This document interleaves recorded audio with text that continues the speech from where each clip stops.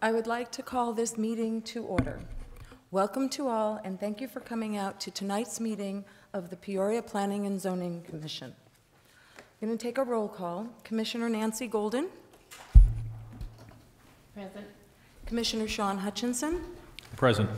Commissioner Bill Lewis. Present. Commissioner Jay Outluski. Present. Commissioner Jeff Nelson. Present. Commissioner Mitchell Bolnick. Present. And I'm Commissioner Lee Strickman.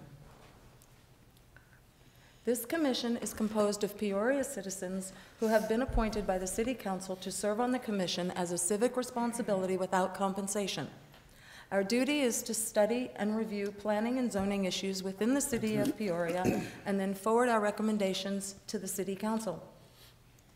All hearings are conducted in accordance with the rules for procedure and Robert's Rules of Order. Each case will be called in the order in which it appears on the agenda unless otherwise announced during the meeting. In the interest of maintaining a fair and efficient hearing, the Commission adheres to the following steps. Chairperson calls the case. Staff gives a brief report and recommendation.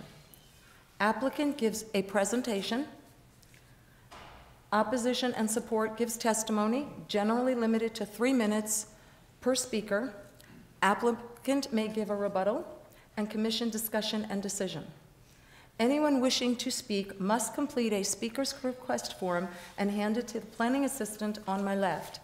Please be as brief as possible and do not repeat statements made by others. Anyone wishing to protest the decision of a commission public hearing item must request a second public hearing before the City Council. The request must be submitted in writing to the Planning and Community Development Department within 10 business days after the Commission's hearings. All Commission recommendations on public hearing items move forward to a regular City Council meeting. The City Council will then act on the recommendation of the Commission. They may concur with the decision, modify it, or overturn it. We welcome citizens' comments, and as fellow citizens of Peoria, we thank you in advance for your participation. This is the final call to submit speaker request forms. If anyone wishes to speak, please fill out a speaker request form and provide it to the staff seated to my left at the end of the dais. The consent agenda is for items that are routine in nature and consist of 5 items tonight. 1C is the authorization to hold an executive session. Pursuant to ARS 38-431, period 03, period 8, period 3, discussion and possible action to authorize the holding of an executive session for the purpose of discussion or consultation for legal advice with the attorney or attorneys of the public body pertaining to SP 15-0009, Resort Lifestyle Communities Site Plan Appeal. 2C is the minutes, discussion and possible action to approve the minutes of the Planning and Zoning Commission held on May 5th, 2016. 3C is CU 16-0003, and that is Discount Tire, and it's a discussion and possible action to consider a request for a conditional use permit to allow 7,373 square foot tire sales, repair, and mounting facility with a 6-service bay on 1.37 acres on an undeveloped pad within Plaza 91 Commercial Center. 4C is CU 16-0006, and that's Slick's Garage. Discussion and possible action to consider a request for a conditional use permit to allow outdoor dining within an existing outdoor patio at Slick's Garage located at 8350 West Paradise Lane. 5C is CU 16-0007, and that's Faux Tierra del Rio. And that's discussion and possible action to continue to a future Planning and Zoning Commission meeting, a request for a conditional use permit to allow a wireless communication facility at 50 feet in height. Do any commissioners have any questions and or comments?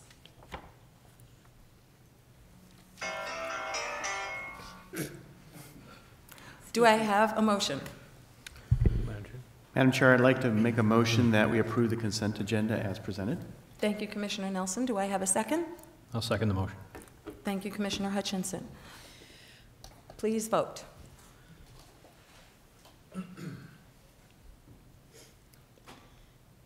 And that passes.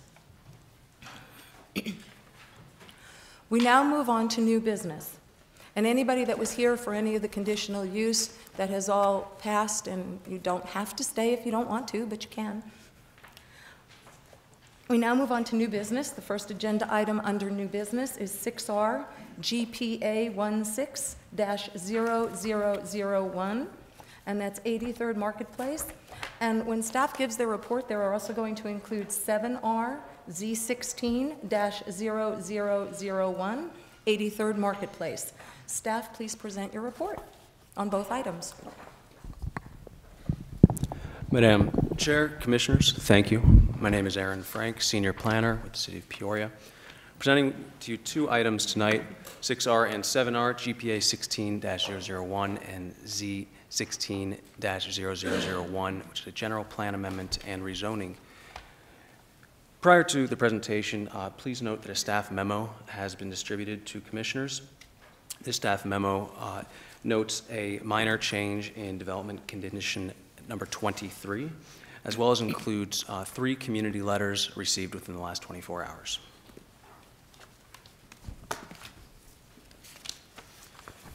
The request before you today is a general plan amendment to change the land use designation from estate density residential and park open space to neighborhood commercial, and a rezoning from suburban ranch SR 43 to planned area development to allow neighborhood commercial uses on a 9-acre property located at the southeast corner of 83rd Avenue and Happy Valley Road. The site to the east is surrounded by single-family residential uses. To the north, Happy Valley Road and undeveloped land, including the Alora Vita planned community. To the northwest, Sunrise Mountain and the West Wing community. To the west, 83rd Avenue and undeveloped land. And to the south, a 230-foot SRP power corridor and single-family residential neighborhood.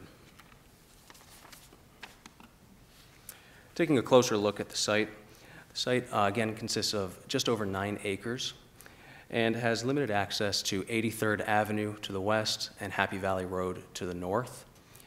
The site is surrounded by the Sunrise Vista community, which is currently under construction to the east, the Silvercrest at Treasure Canyon community to the southeast, the Calle Lejos community to the south. The topography of the site mildly slopes from the northwest corner at the highest point towards the southeast, and 2 washes flow along that same orientation. Each of those washes fans out towards the center of the site.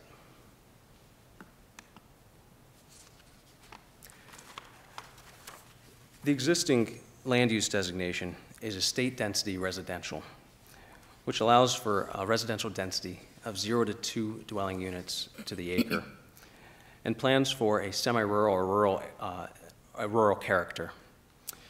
In addition to that land use designation, the green designates park open space. You'll notice immediately south of the site, a horizontal strip coincides with the 230-foot SRP power corridor. This strip takes a diagonal turn to the northeast throughout the site, although there are no city plans for future park or open space uses on this property. And at the original land use designation, there was not a clear plan for a future use for a park on this site.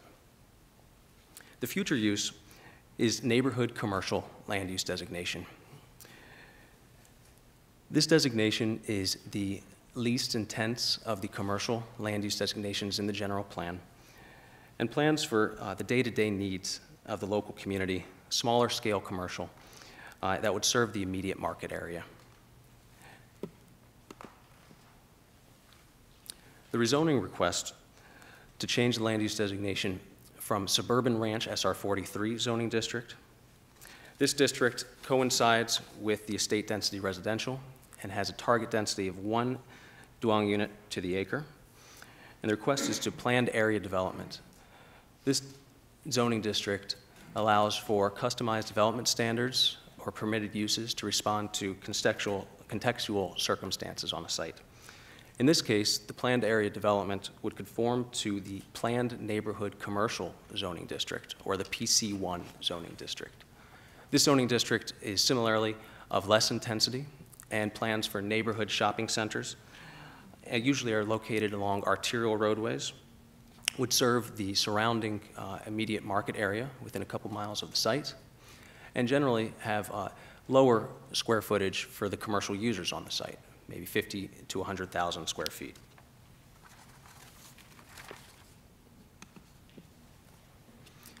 The proposal before you this evening is titled 83rd Marketplace.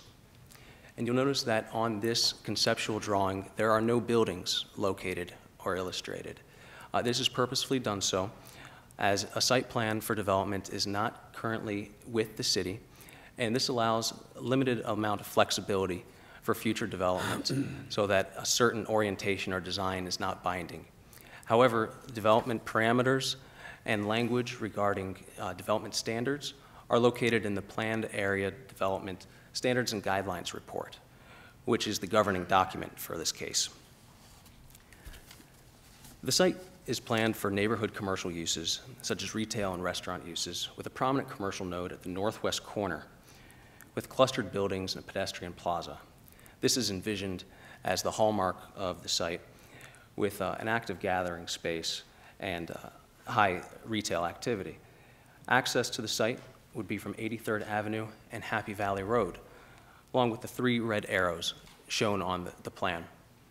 Each of these points of access would have controls on them so that forced rights would be possible and left-hand movements across traffic would not be permitted from the site across either 83rd Avenue or Happy Valley at all 3 of the locations. The site will consist of native vegetation conservation and open space, most clearly noted by the orange arrow extending from the northwest corner towards the east of the site, which is an existing wash and a plan for conservation area. This conservation area will be extended throughout the periphery of the site with land use buffering on the east and south, as well as an approximate 50-foot landscape area consisting of the native and natural character along the Happy Valley and 83rd Avenue areas. The property will consist of high-quality architecture and building design, 4-sided architecture, in particular at the northwest corner, so that users may feel welcomed and see a high-quality design both from 83rd Avenue, Happy Valley Road, and those internal users to the site.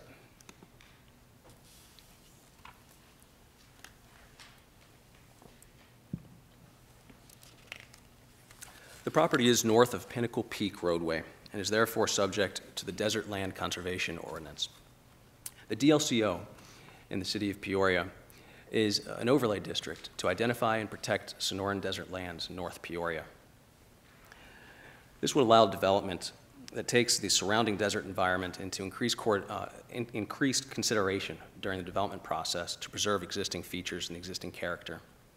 2 washes are located on this site, identified as wash number 1 in the northwest corner and wash number 2 along the western property line.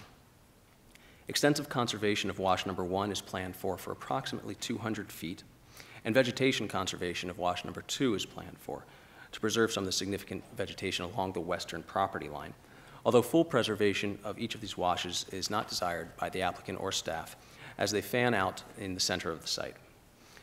Native vegetation and desert character will be provided through the peripheral landscaping as well as parking lot and internal landscaping to complement the preservation efforts.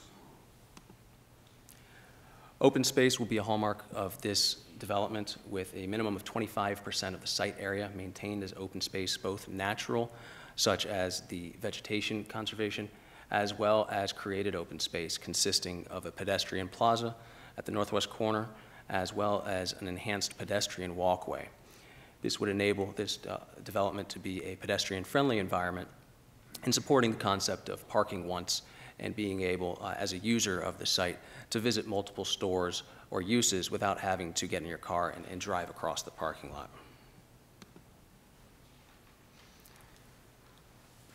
As part of the general plan amendment and rezoning process with the city, community involvement is required and encouraged, and a notice of application and hearing postcards were sent from the city to surrounding neighborhoods with HOAs and to property owners within a 600-foot radius 2 community meetings were held, and a tally is provided of the comment that staff has received both at the community meetings through the applicant as well as any letters sent to city staff.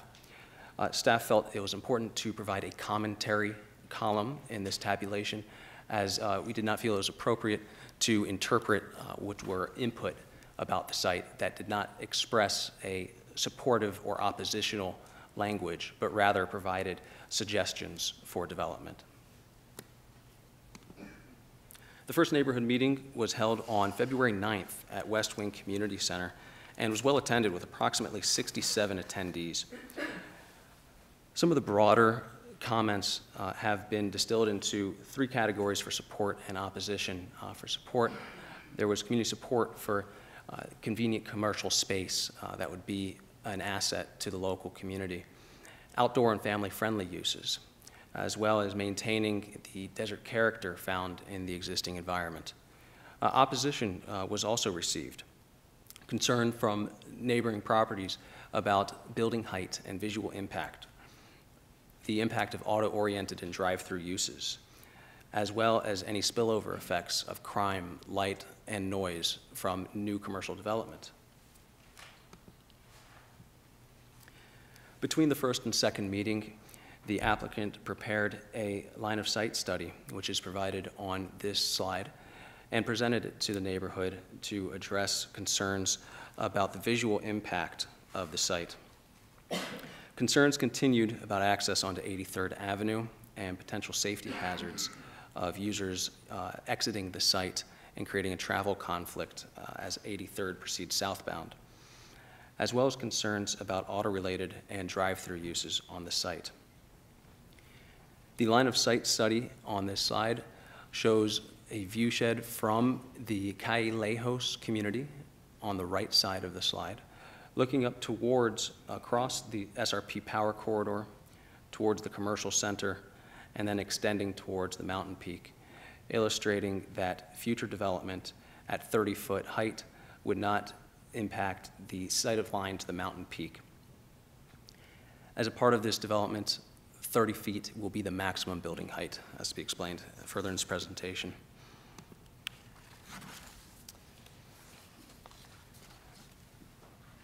As the applicant responded and staff continued to review this application, a list of the public concerns and the responses are provided on this slide. The concern persisted about auto-related uses, and the planned area development will prohibit auto-related uses. Gas stations, quick lube shops will not be permitted on this site. The type of drive-throughs permitted, a maximum of 1 food-related drive-through will be allowed, and 1 coffee or pastry-related drive-through will be permitted, as well as distance limitations, so that drive-throughs are not immediately adjacent to any of the boundaries adjacent to residential properties. The visual impact of this new development, it was a paramount concern. The pad limits height to 30 feet, as well as a wall limitation, which is particularly aimed at the southern boundary line. A wall may be no higher than 8 feet, and the amount of fill on the site was also limited, so that as the site gradually slopes towards the south, the developer, upon the time of future development, may not elevate the site in order to create a visual, unintentionally a visual impact and a towering effect. Lighting restrictions were also imposed. Building-mounted lighting is restricted for southbound facing uses, as well as the compliance with dark sky ordinance with the City of Peoria, which will require glare controls, as well as a height limit of 25 feet for any freestanding lighting. Traffic access management right-out only will be provided at all accesses. And in the case that a property owner or user wishes to change uses to a more intense use in the future, each request is reviewed individually, and a separate request to intensify the uses beyond what is being decided upon today would require a similar process such as this and Planning and Zoning Commission decision and recommendation. The development setback standards for the 83rd Marketplace PAD and the PC1 zoning district are provided here to show a comparison. And you'll notice that the setbacks for buildings are actually reduced from the PC1 zoning district. And this is an attempt to create a more desirable urban form that would be closer to the roadways than what has been seen in traditional suburban shopping center development, which has often resulted in an L-shaped shopping center and parking in front of that shopping center. And this was supported by the community. Drive-through uses. The restrictions in the 83rd Marketplace PAD are more restrictive, with a 200-foot setback from the eastern property line than what would be normally permitted in the PC1 zoning district. Outdoor dining is a by right use proposed on this site. If it is less than 150 feet from a property line, then it would be from the eastern property line, then it would be a conditional use permit, which would be the case for a normal PC1 zoning district.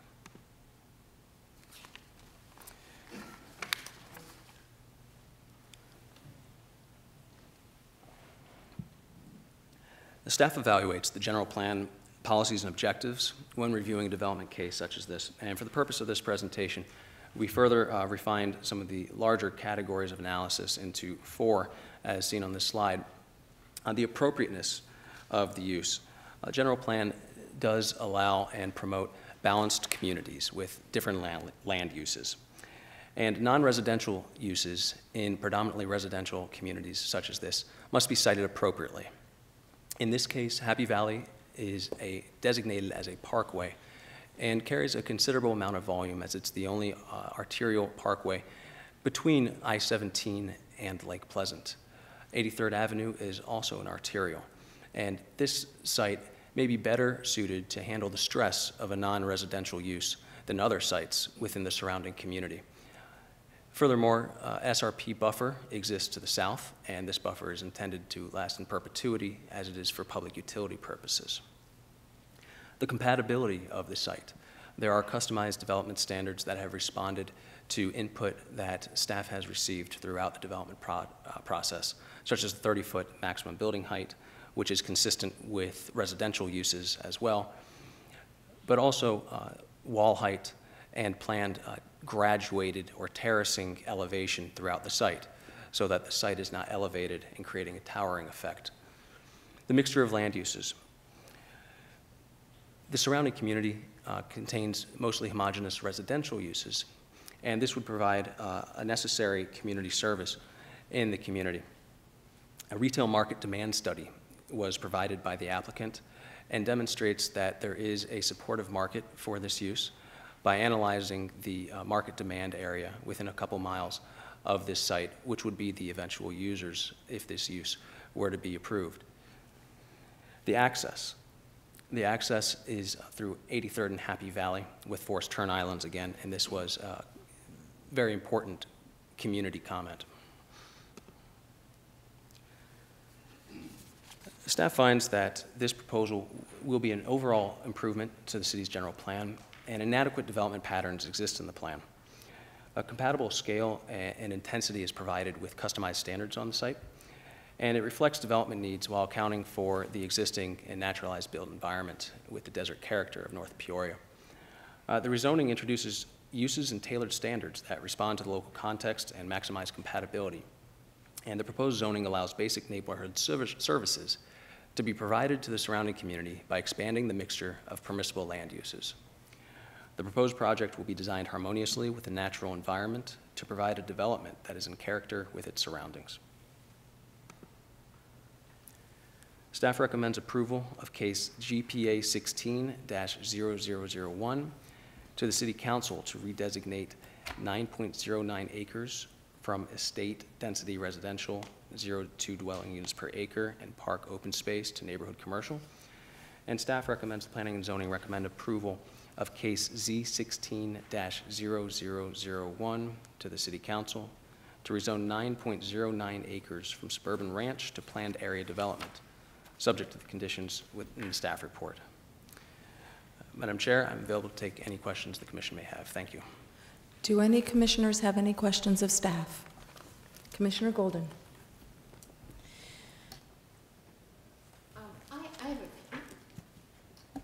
I have a few questions.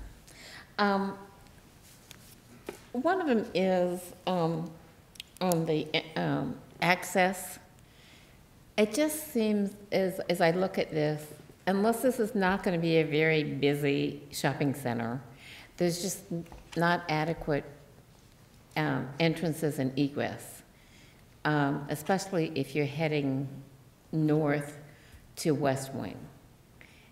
Can somebody talk to me about traffic and what it's going to be like? Do you have an idea? Commissioner Golden, I appreciate your comment about traffic. This review was commented on by the city's transportation engineer, and through comment of that, the different accesses and the number of accesses were evaluated for the anticipated volume of this, and 3 points of access were considered adequate to handle the volume generated through this, as well as the volume that would be using this coming from Happy Valley Road and 83rd Avenue. Okay, well, really, my concern is the one on 83rd. That gets fairly busy during rush hour, and it's too close to put a light, I'm assuming. So it means people are going to be turning left without a light and pulling in without a light. Is that right?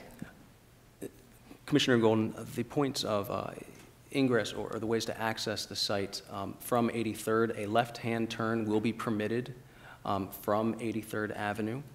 Although I'm not a transportation engineer, I can't speak specifically to some of the calculations that went into this.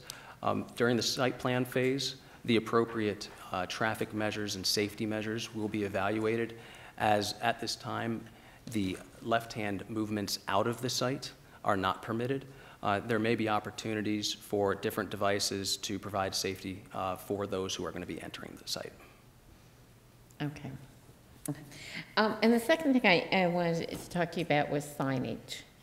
You know, I live where there was no commercial development when I bought, but then the commercial development came. And I knew it was coming, but I guess I didn't expect to see gigantic Walgreens signs or Starbucks signs or whatever. So I'm just wondering, especially when you did the chart where you showed us sort of the site, what did you call it? A sightline The vision study. site. Yes, yes. I mean, I guess I would hope that we could develop something where those kinds of signs would be below the vision site, so that when people are looking up on the mountain, I mean, they'll see the development, certainly, but they wouldn't have to necessarily see Starbucks. Commissioner Golden, thank you for that comment. That's something that we will take down so that if this plan were to move to a site plan phase and sign applications, that could be taken into consideration. Through the planned area development guidelines report, signage is covered, and this development will not be permitted any signage that is in excess of the city's sign requirements. Okay, fine. And one other question I had, on the protected washes, it was my understanding we had a protected wash. We had to build around the washes. But it sounds like one, they're building around it, and the other one, they are covering it up? Commissioner Golden, as staff reviewed the application with the applicant, we did look at the character of the wash and how channelized the wash was and what sort of volumes were currently flowing through the wash. The areas that are closest to the western property line along 83rd Avenue, and let me allow me to provide this graphic here. Those are the areas with the most significant vegetation and channelization where staff thought it was appropriate to promote conservation in those areas. So that's codified into the standards report. Further east on the site, those areas fan out and they become more level and less defined of a wash. And at those areas, it was not desirable for full So conservation. wash number 2 is not a major wash? It is not a major wash. It contains less volume, and actually, at the time, several years ago, during the construction of 83rd Avenue and Happy Valley Road, the original flow that went to that wash had been rerouted, so no longer the original water conveyance from upstream actually flows through that wash. So that wash actually was indirectly damaged through previous road construction, whereas it now is even more of a minor wash. Okay. And I'm sure you said this in the paperwork, and I don't remember now. How many pads are going to be, how many stores will you have here? At this time, the property is designed for a level of commercial retail, being what is proposed about 80,000 feet as a maximum. With that being said, at this point, isn't detailed about the specific number of businesses or the specific number of individual pad sites or building locations on the site as it's conceptual at this point. Okay. Okay. Whatever happened, and Chris, you can probably answer this. You know, we had talked about the northeast corner of that intersection, and that was up for development, and we approved some commercial there, and I think that has gone to the wayside. Is that correct? Madam Commissioner, Commissioner Golden, the northeast corner, the hard northeast corner is all private property. It's still zoned residential. We don't have any commercial zoning at the corner. But if you go to the section 9 or a little bit north of that property is the Alora Vita master plan. And so there might have been earlier iterations of the Alora Vita master plan that depicted commercial, but I can tell you in its final form, approved form, there is no commercial in that area. It's a predominantly residential development. But at one time, didn't we talk about having some commercial there? I'm recalling, you know, that case unfolded over 2 years, and I'm recalling maybe in an earlier iteration there was commercial, but eventually, you know, there was opposition to that, and as it moved through the process, there was no commercial at the corner. Okay, okay. Thank you, I appreciate your presentation. Thank you, Commissioner Golden. Commissioner Alewski? Yeah, I have a quick question. I think it's traffic related too, but first I'd like to ask, we did a line of sight from the south looking north. Did we do a line of sight from the east looking west? Madam Chair, Commissioner Alewski, that line of sight study was not provided. The line of sight from the south had the highest weight as the grade sloped from the northwest to the southeast. So we looked at the area that staff believed would have the greatest visual impact. Okay, thank you. And then the traffic, of course, was probably my primary question. Some of it was answered, but you said that if you're coming south on 83rd, you'd be allowed to turn left into this development, but coming out of the parking lot, you can only go right.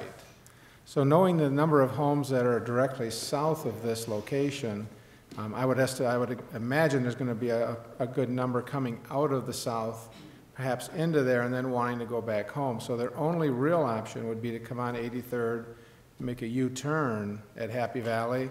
And currently we have just one lane, although there's a mark, you know, for room for a second lane.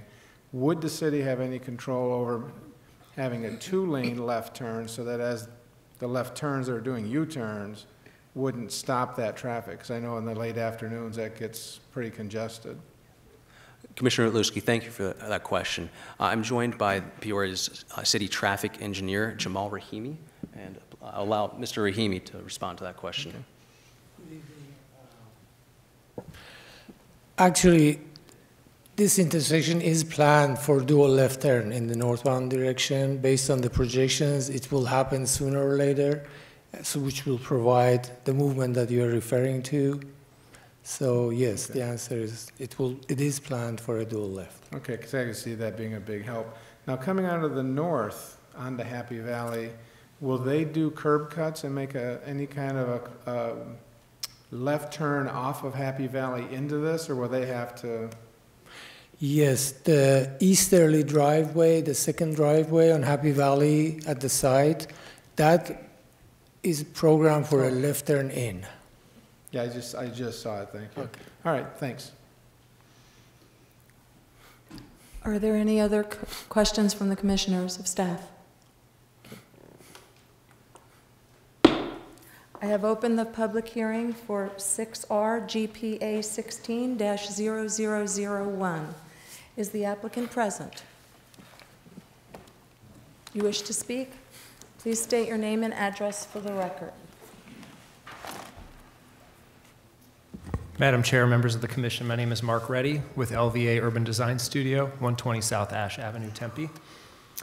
Thank you for having me here tonight. Before I start, I'd like to introduce our development team. We've got everybody here today. Mark Cavan is with MDC Land Development. He's the developer for the property. Sherry Cashman, she's the marketing and operations director. She's here as well. Dennis Kane is our civil engineer.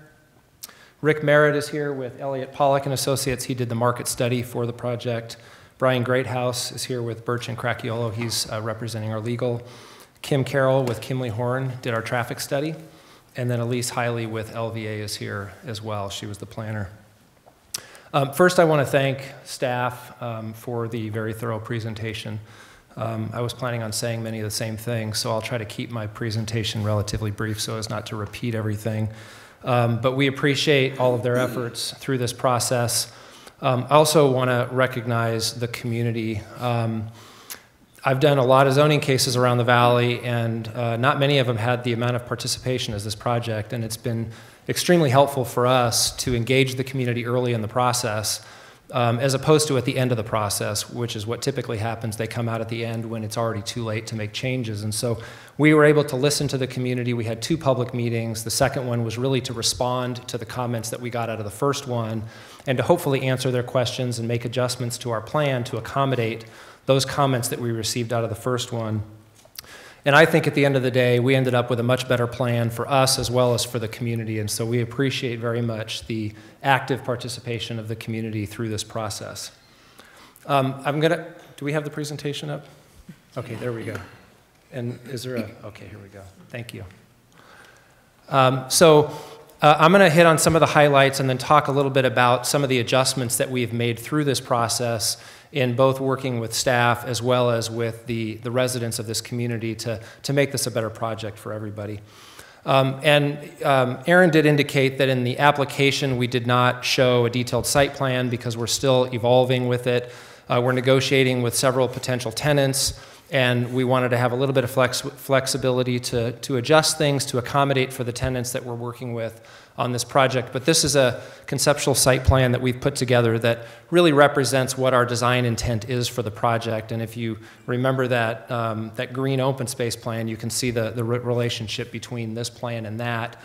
The plan allows for 80,000 square feet of commercial as a maximum. And one of the primary features of this project is that cluster of pad sites at the corner. What we really wanted to do was create a more dynamic, synergistic, pedestrian-oriented commercial center here. This is a small-scale neighborhood commercial center. It's not a large regional center where you're going to have thousands of cars coming in here every day. It's a smaller scale that's really designed for the immediate community. So we wanted to create it to feel comfortable for the residents that live here and create some pedestrian orientation. And so we've created this cluster of pad sites at the corner, and we've tucked the parking behind it. So as you're in the public realm, what you're looking at is attractive buildings, pedestrian plazas, shade elements, and a social environment, an active environment at the intersection of these 2 primary arterials. And then the parking is tucked internal to it, so you're not looking at a sea of asphalt and parking from the public space. We have 2 primary pedestrian entries, one coming off of 83rd and one coming off of Happy Valley. The one off Happy Valley is an enhanced pedestrian thoroughfare with a 10-foot wide sidewalk with shade elements and other architectural features to enhance the pedestrian environment for walking through the site. It includes a small anchor, and when we talk about an anchor for a neighborhood center, it's not a Best Buy or a Lowe's. It's a much smaller scale, 20 to 25,000 square foot, fairly small scale anchor tenant, some inline shops, and then a series of pad sites. One of the commissioners asked about the number of pads. We're still working through that. The cluster that you see on the corner, it could be 2, it could be 3, it could be 1 series of shops that are connected with wraparound patios and things like that. So that'll evolve, but the basic design intent will maintain the same as what's defined within the PAD document itself. There's landscaping around the entire perimeter. You can see along the south edge, we've got a 20-foot landscape strip, which will be lined by trees. Same thing on the eastern edge, it's actually a 30-foot landscape setback. And then along the street, we have a minimum of a 20-foot landscape setback, both on Happy Valley and 83rd. But in this case, back when the right-of-way was dedicated for these streets, there was a lot of excess right-of-way, and so there's at least 30 feet of additional right-of-way between the sidewalk and our property line, and in some cases it's as much as 80 feet. And that'll all be landscaped as part of this project to create that native desert feel to meet the intent of the DLCO. So briefly on open space, we're actually exceeding the PAD requirements for open space. We're providing up to a minimum of 25% open space within the project, and that does not include the excess open space along the city right-of-way. So when you count that extra landscaping around the perimeter, it's actually even more significant than the 25% that we're providing. Aaron talked about the wash corridor. You can see the connectivity of that primary wash that comes out of the intersection. One thing to note, both of those washes have been significantly disturbed, both upstream and downstream of the site. Wash number 2, as Aaron indicated, is really, doesn't even exist in the state that it was originally. Wash number 1, there's a small section of it that's actually fairly natural. As it starts to turn south into the site, it fans out and it kind of sheet flows through the property. So our intent is to maintain that segment that's most visible from the public realm and is the most incised and developed at this point in time, and provide a wider buffer of landscaping along that area, which is most visible from the intersection. And then, of course, we're wrapping it with landscaping. I talked about the pedestrian connectivity. And then we'll also have interior parking lot landscaping that will be throughout as we design the subdivision, or the commercial site plan as well. And this is just a cross-section, a typical cross-section showing the landscaping along both Happy Valley and 83rd Avenue, and a couple of photographs just to articulate the character of the native desert landscape that we're intending for the project. And I really want to focus the rest of my presentation on the neighborhood outreach process that I talked about a little bit before. We did conduct 2 neighborhood meetings. We got a lot of feedback from the first meeting, and we had a lot of work to do, and we wanted to make sure and followed up with the community to present some of the changes that we'd proposed. Through those 2 meetings, we had 102 residents that participated, and they were very active meetings. They both went over the time limit. We had 45 comment cards that were received. A majority of those comment cards were in support of the project. There were several that just had some comments or suggestions. They didn't outly articulate opposition or support, but it was more about comments like encourage neighborhood-friendly stores and things like that. So most of those comments were generally supportive as well. And then we also did receive a few in opposition, primarily because they just simply didn't think that commercial was appropriate or were concerned about the views, and I'll talk about some of those things.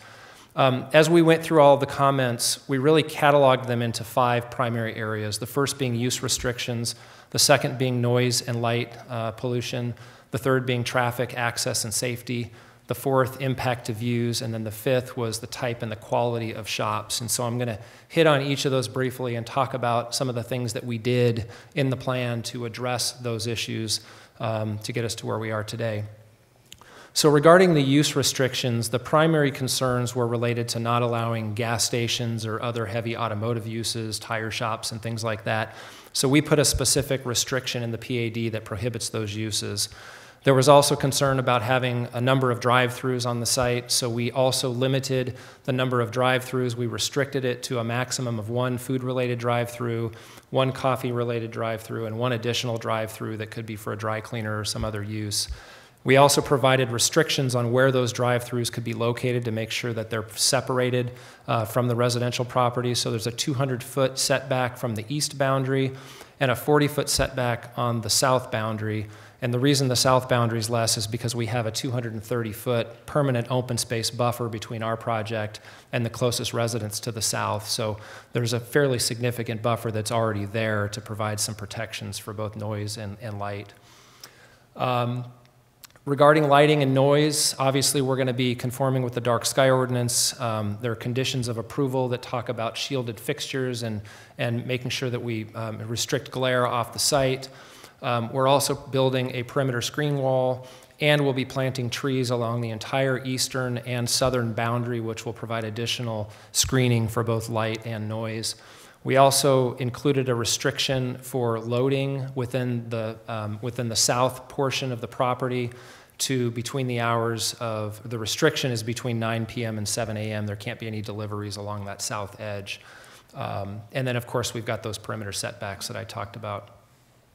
Regarding traffic, in the meetings that we attended and in the interaction that I had with the community, the primary concern with traffic was left turn out movements on 83rd Avenue. When we started this project, we were hoping to get full turn movements both on Happy Valley and on 83rd Avenue, because obviously the more movements we have, the better it is for a commercial center. But we quickly realized that left outs onto Happy Valley was not going to work because of the proximity to the left turn lanes going southbound. But we felt at the time that the left turns out on 83rd would work. Our traffic engineer did quite a bit of analysis to determine that the sight lines were there based on the standards, and the movements would work. But through the meetings with the community and with staff, we came to an agreement to go ahead and restrict left-out movements on 83rd, so there are no left-out movements into this project. And Commissioner, you're correct that folks would have to then make a U-turn, and that is a fairly common function on these kinds of sites where the site's very narrow, so your driveway, you know, if you can't get it far enough away from the intersection, that's really the only way you can get around. And so luckily, the street design is going to accommodate for that movement in the long term. The last one, or the second to the last one, is related to view sheds. And there's several things that we did to address that issue with the community, because we understand the sensitivities of Sunrise Mountain and the views that the folks, particularly to the south, enjoy today through the site. So the first thing that we did is we provided a restriction within the PAD that says that within the first 200 feet of our south boundary, no more than 50% of the length of the property can be consumed by buildings. And what that does is that provides view corridors through our site, and you can see the western half of the site doesn't have any buildings down at the south end. A lot of the typical commercial shopping centers would wrap buildings around like in an L shape and consume the entire south end of the building. And so we've pushed a lot of those buildings forward, one, to tuck the parking behind the street, but two, to provide those view corridors for the residents so that they're not completely blocked by buildings. The second thing is related to grading. This site actually drops 20 feet from the northwest corner to the southeast corner, so there's quite a bit of grade on the site. And then it continues to drop south through the SRP easement to the property owners to the south. And so we've had an engineer do some fairly detailed grading analysis to look at how we can tier this project so that we're not elevating everything up, and we'll be using best engineering practices to make sure that we keep those building pads as low as possible and still make the site function in terms of grading and drainage and traffic circulation through the project. So we also did several view shed analyses, and these show a little bit more detail than what staff showed and may address, Commissioner, your comments regarding looking from the east. There were 3 different sightline studies that we looked at, and it was mainly to address the view sheds of the properties to the south. So if you look at the box on the top right, the aerial photograph, that shows you the angle of the view shed that we took. So we basically looked at the southeast corner, the furthest lot in the Cayalejo community, and cut across through the anchor and the shops to the top of Sunrise Peak.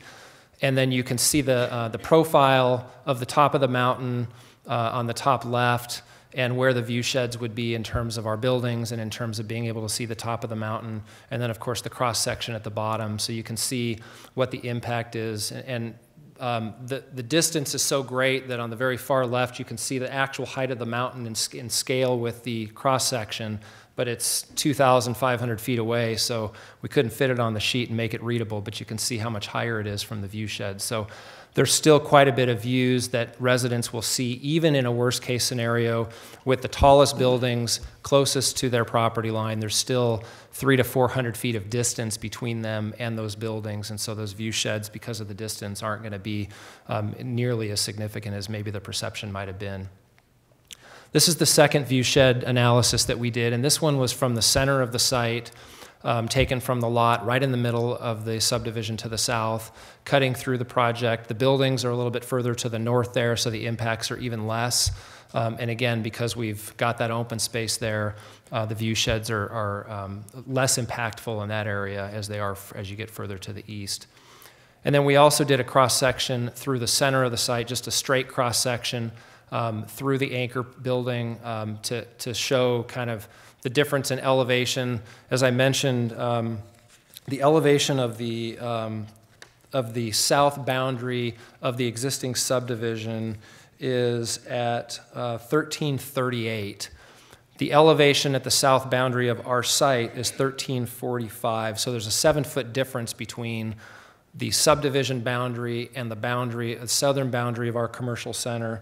And then our pad site is 5 feet above that at 1350. So there's a little bit of elevation that's needed in order to get the pad sites flat with the parking areas.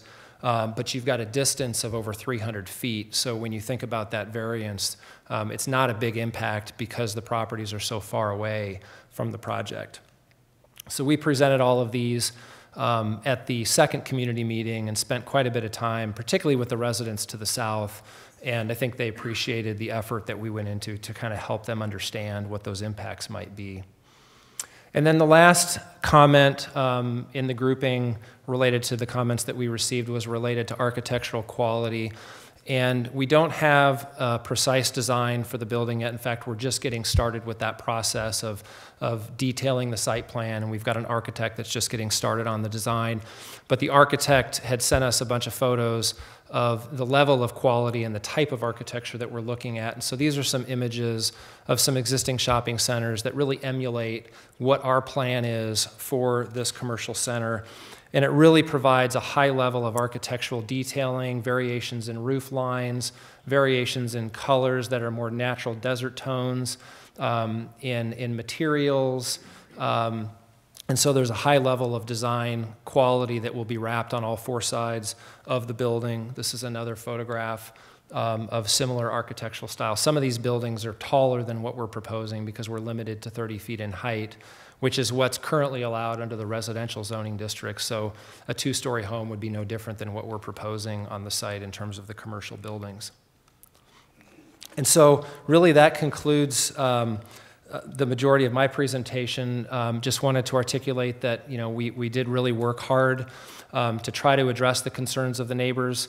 I think the overwhelming support that we have received is a reflection of that. I know that there are still a couple in opposition in general to the commercial center, but we've tried to do our best to minimize their concerns and their impacts as we went through this process.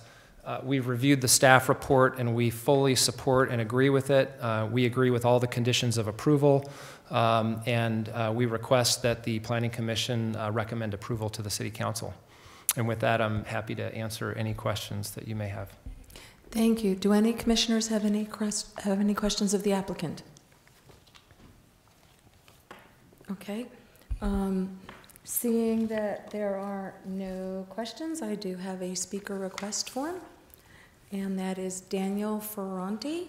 Could you please come to the podium, state your name and address for the record, and limit your comments to 3 minutes, please. All right, thank you.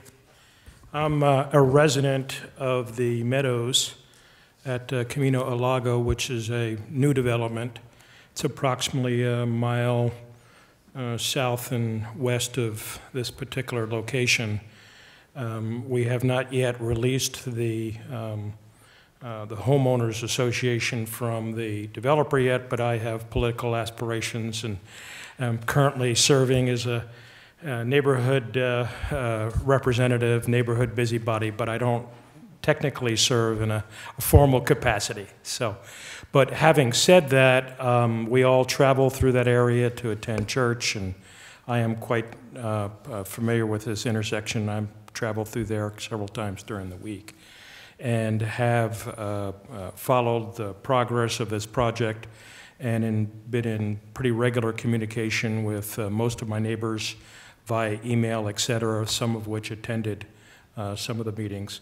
And in general, just wanted to express my personal support and the general tenure of most of my neighbors over at the Meadows is also positively in support. We attended the meetings. We expressed similar concerns that others had presented regarding traffic and visual appeal, et cetera, and we're all quite satisfied that the changes that they have now presented are quite satisfactory. So, thank you. Thank you. Are there any other speaker request forms?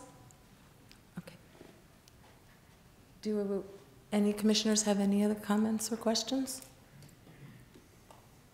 Commissioner Hutchinson, did you hit your button? Okay. Wait, let me go back here. Okay. Seeing that there are no more comments, I am now, what? Oh, yeah, I have to close it, vote. Oh, yeah. Close the public hearing, and we have voting. And then I open the other one, right? Am I doing that right? Steve? Sorry, I wasn't listening to all of it, but I think you opened the public hearing for both items, or did you just do it for the one? I just did it for the one. Then you should go ahead and close and then open it okay. for the other. Okay. Yep. I am now closing the public hearing. Any other comments? Seeing no comments, do I have a motion? And my thing is not working. I have a comment. Okay, Commissioner Hutchinson. Thanks. That's what I thought. Well, first, I'd like to thank the development team for being here, and it was a great presentation from both yourself and the staff. I'd just like to point out that these sort of projects here incorporate the use of many different facets of construction workers and for all the different specialty trades. You know, whether electricians, carpenters, plumbers, they're all involved in projects like this.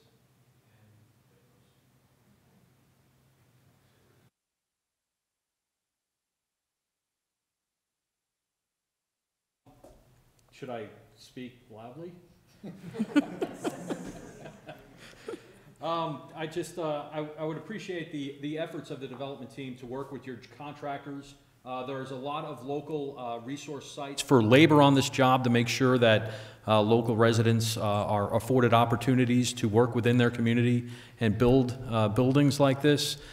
We don't get a lot of attention. A lot of times the attention is focused on the businesses, the contractors themselves, who have the opportunity to utilize labor from abroad to cut costs.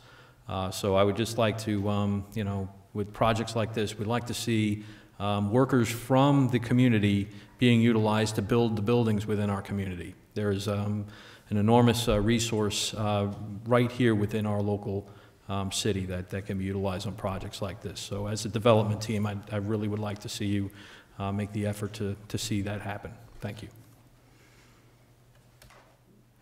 Thank you. Any other comments? Okay, do I have a motion? I don't have a... I don't know what's working. Okay, just stick your finger up.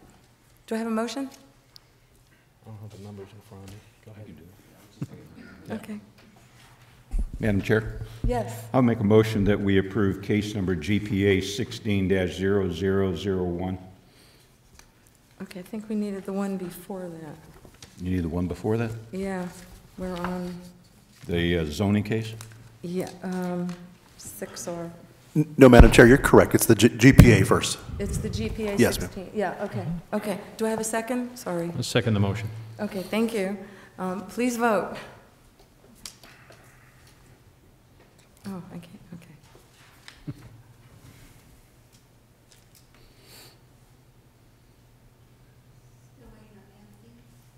Oh, Nancy, did you vote? We're having technical difficulties.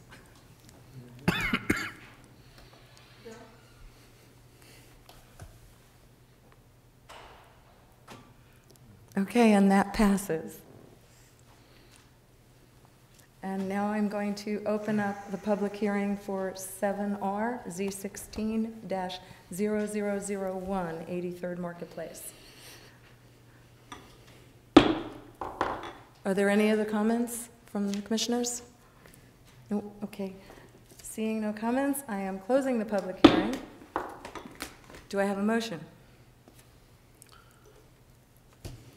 Ah, it worked. Commissioner Nelson. Did it work? Madam Chair, I'd move that we forward a favorable recommendation to the City Council for case number Z16-0001, subject to the conditions and stipulations outlined in staff report. Do I have a second?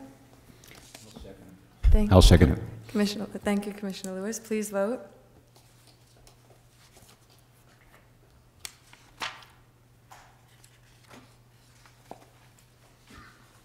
Okay, and that passes. The next agenda item is 8R SP 15-0009, and that's Resort Lifestyle Communities Site Plan Appeal. Before we actually go into a staff report, I would like to get a motion that we go into executive session under the provisions of ARS 38-431.02 for closed executive session. Do I have a motion? Madam Chair, Commissioner Lewis. I make a motion that we hold an executive session pursuant to Arizona Revised Statutes 38-431.03.A.3. Thank you. Do I have a second? I'll second that. Thank you. So we are going to go into executive session now. Oh, I'm sorry, we have to vote. I'm sorry. This is all new. Okay. We'll get this.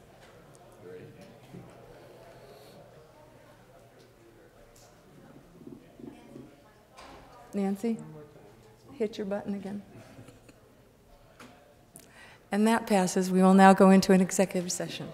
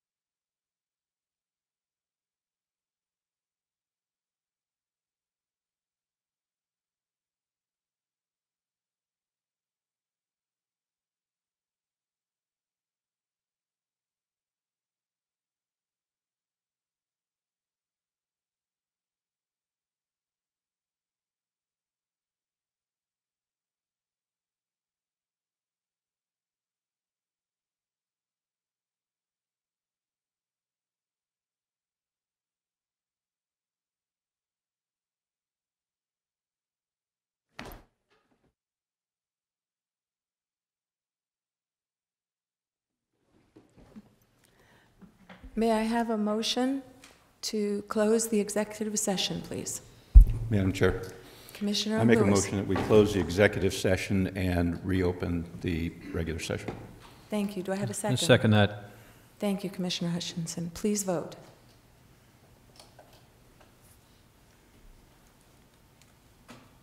Okay, and that passes. So now for 8R SP 15-0009, staff, please present your report. Thank you. Good evening, Madam Chair, members of the Commission. My name is Cody Gleason, planner with the City of Peoria Planning and Community Development Department. The case I'll be presenting to you tonight is an appeal of the City of Peoria staff approval of site plan SP 15-0009 for resort lifestyle communities. The location of this particular site is at the southeast corner of 81st Avenue and Beardsley Road. As you can see in the graphic to the right on the screen, the parcel is triangle shaped and runs adjacent to the New River Wash. In this image, you can also see the New River Trail, as well as the ramadas that will be referenced later in this presentation, and the location of the appellant. The request before you is an appeal of the Planning Division's April 25th site plan approval to allow for a senior independent living facility at the location referenced. The appeal was received from the appellant Dennis Gerlach. The applicant for this case is the law firm Earl, Curley & Lagarde on behalf of Resort Lifestyle Communities. Just a little background in regards to the application itself. As I mentioned, it is for a senior independent living facility on approximately 14.9 acres. The facility will consist of 180,000 square feet spread across 3 stories. The total number of units for this location will be 130. The height that was approved in the site plan was 51 feet at the apex, which is the center of the building, and then the north and south wings of the building are at 45 feet in height. On-site amenities will be provided within the facility for residents of the facility, and that is anticipated to reduce the need for travel to and from the facility by residents. As far as the site plan application process, Article 14-39-11 of the City of Peoria zoning ordinance regulates staff's review and processing of the site plan applications. If the proposal is in conformance with the site plan criteria, the department may grant a site plan approval and/or may impose conditions and safeguards as deemed necessary. Planning Division approved the site plan application on April 25th, 2016. Notice of the City of Peoria staff's approval of the site plan was distributed through postcards that were sent out to property owners within 300 feet of the proposed location. As a result of those postcards, the city did receive the appeal that is before you tonight. A site plan, just to give you a brief summary, is a development plan for one or more lots which shows proposed conditions of the lot, including topography, drainage, open space, ingress, egress, landscaping, and the structures that will be located on the site. The reasons for the administrative process of a site plan primarily result from the fact that the uses and development standards have already been determined for the site through the zoning process. That zoning process goes before the Planning and Zoning Commission and then ultimately is approved by City Council to determine the uses and development standards.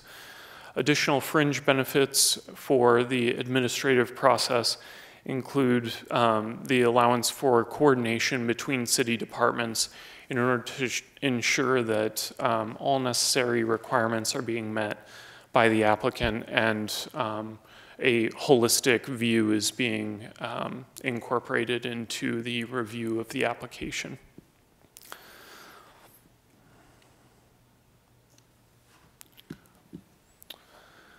Staff may approve a proposed site plan if the development determines, if the department determines that the site plan conforms to the criteria listed within the zoning ordinance in section 14-39-11.c. That criteria consists of whether or not it is consistent with the health, safety, and welfare of the community, whether or not it is in harmony with the purposes and intent of the zoning ordinance, the general plan, and any plan for the area. Additionally, whether or not it will cause traffic-related concerns that cannot be mitigated. The appellant, Dennis Gerlach, is located within the single-family subdivision to the west of the subject site. Many of the appellant's concerns were previously raised during the Planning and Zoning Commission meeting related to the applicant's rezoning request.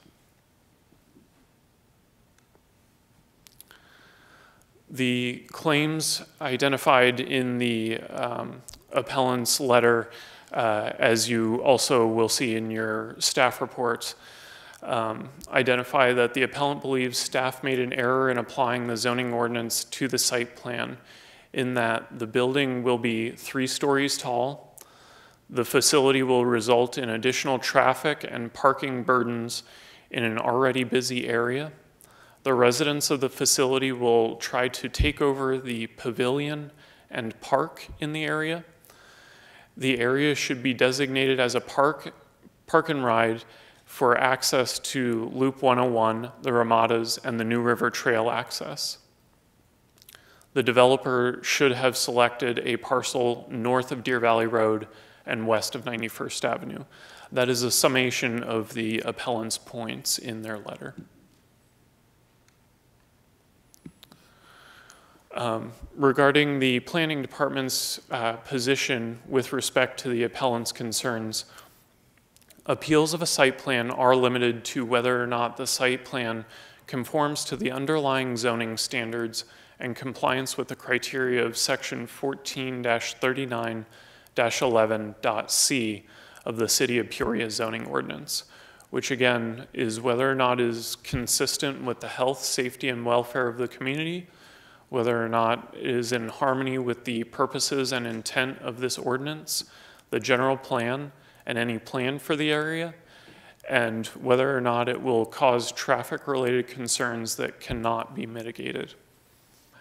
A site plan appeal cannot be used to resurrect an untimely appeal of the rezoning request. The City Council action on a zoning item constitutes final action.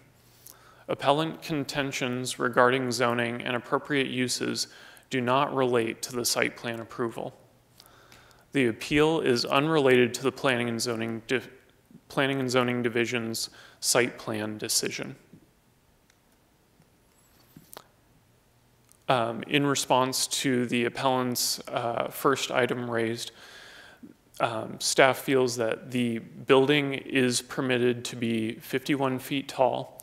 On January 19th, 2016, the City of Peoria City Council approved the Resort Lifestyle Communities Planned Area Development Zoning District. City Council action is final in rezoning requests. The height allowance is dictated by the zoning. The PAD allows for 51 feet in height. The PAD only dictates a maximum height, not a number of stories that would be permitted. In response to issue number 2, the site plan will not result in an overburdened traffic or parking for the area. In coordination with the Traffic Engineering Division, it was determined that appropriate infrastructure is in place to support the subject site. The subject site would not cause additional parking issues for the area. The PAD requires 1 parking space per unit for a total of 130 units. The site plan, however, provides for 151 parking spaces. Amenities provided on-site further reduce the need for residents' vehicles and parking. Those include shuttle service, banking, hair salon, cafe, and other uses listed within the Resort Lifestyle Communities planned area development. Again, on January 19, 2016, the City of Peoria City Council approved the Resort Lifestyle Communities planned area development zoning district. Again, the City Council action is final in rezoning requests. In response to issue number 3 raised by the appellant, all city residents have the ability to use city-owned recreation amenities.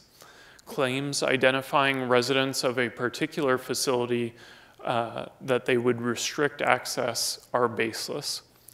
The ramadas were constructed on the subject site by the city without permission by the developer. The city and developer worked together to have the ramadas dedicated to the city to ensure that they remain in place.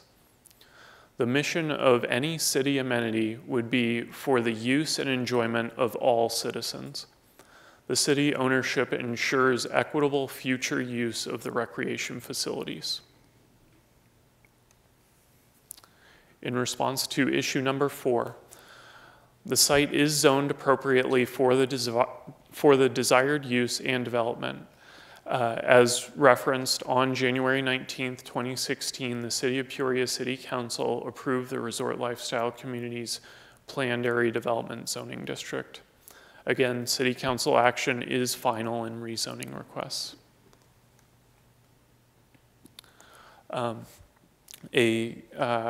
Further reference to issue number 4, the appellant feels the site should house public uses.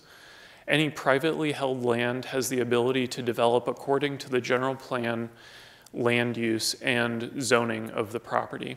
Dedication of the entire property without compensation constitutes an illegal taking. The issues raised by the appellant in issue number 4 also contradict prior points of opposition. The appellant identified concerns regarding traffic and parking in the area. Providing a regional parking facility would draw more traffic to the area. The appellant identified concerns of overuse of recreation amenities. Providing a park would draw more use of the existing recreation amenities. In response to appellant's issue number 5, the site is zoned appropriately for the desired use and development, as mentioned. Again, on January 19, 2016, the City of Peoria City Council approved the Resort Lifestyle Communities planned area development zoning district. Again, City Council action is final in rezoning requests. The appellant claims that the developer should have selected a parcel north of Deer Valley Road and west of 91st Avenue. The site plan is in compliance with the permitted uses and development standards for the site. Any arbitrary selection of alternate locations without respect to zoning, ownership, or validity of the use do not provide viable solutions to the concerns. As a result, staff's request would be to uphold the Planning Division's approval of case SP 15-0009 based on the following findings. The proposed use is allowed within the approved Resort Lifestyle Communities planned area development. The proposed site plan was prepared in accordance with the requirements outlined in the Resort Lifestyle Communities planned area development and is in substantial conformance with the conceptual site plan and elevations shown within the Resort Lifestyle Communities PAD. The appellant is functionally filing an appeal of the rezoning request that was approved by City Council on January 19, 2016. The decision of the City Council regarding the rezoning of a site is not a matter that can be decided upon by the Planning and Zoning Commission. That it concludes my report, and with that, I'll take any questions you might have. Do any commissioners have any questions of staff? Commissioner Lewis. Thank you. Cody, can you go back to that slide? I think it was your third or fourth slide where it had the code with the stipulations in there. I think it was 1439. Yeah, that's the one. The site plan,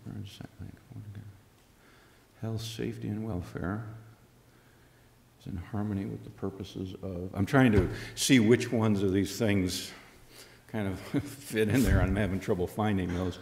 Maybe the traffic one would be something that would fall under 143911C, but I know we had addressed that issue of traffic of ingress and egress back in the original one. So, okay, thank you very much. Commissioner Bolnick. Thank you.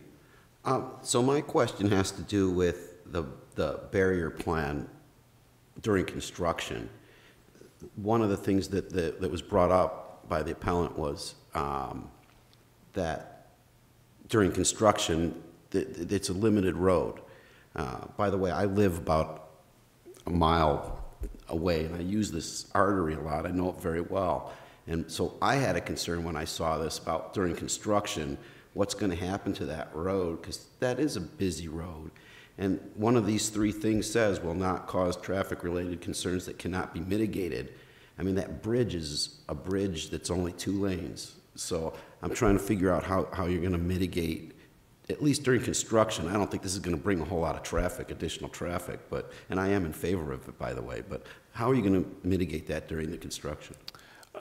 Thank you, Madam Chair, Commissioner Bolnick. The site, it's hard to tell from any of the graphics, but as you approach Beardsley, it becomes rather elevated up to the road. So there's quite a bit of a grade difference from Beardsley down to the main portion of the site. So there's no final access that will be received from Beardsley. As far as any construction access, that would be an item that would go through a traffic control plan during the permitting process, and that would be reviewed by our city engineering department to evaluate appropriate concerns at that time. Thank you.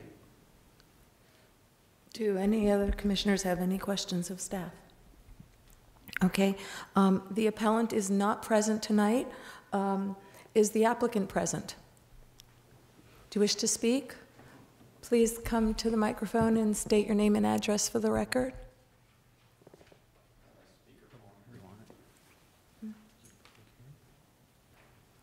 Oh. How did I miss that? Wait.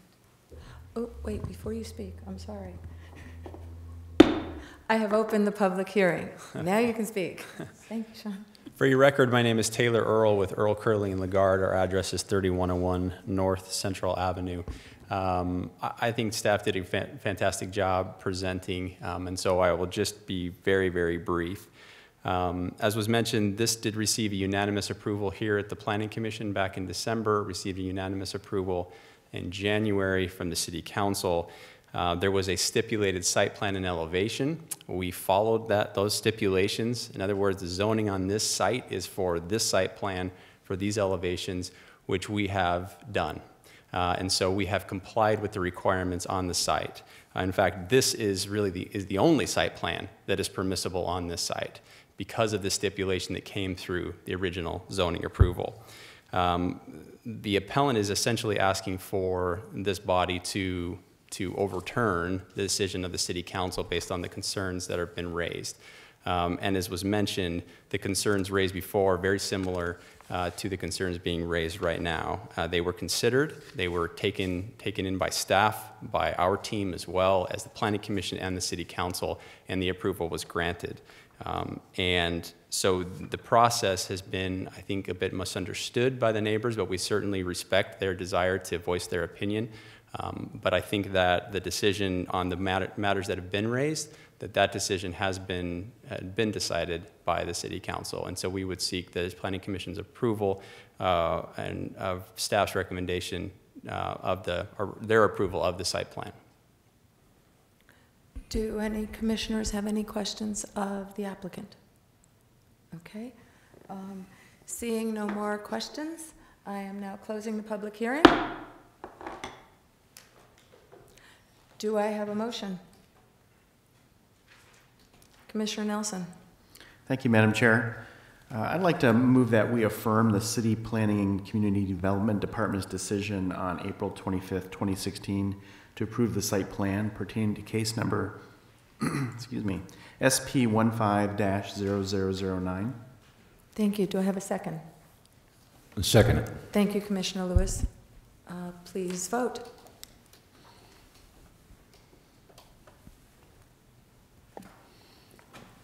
And that passes.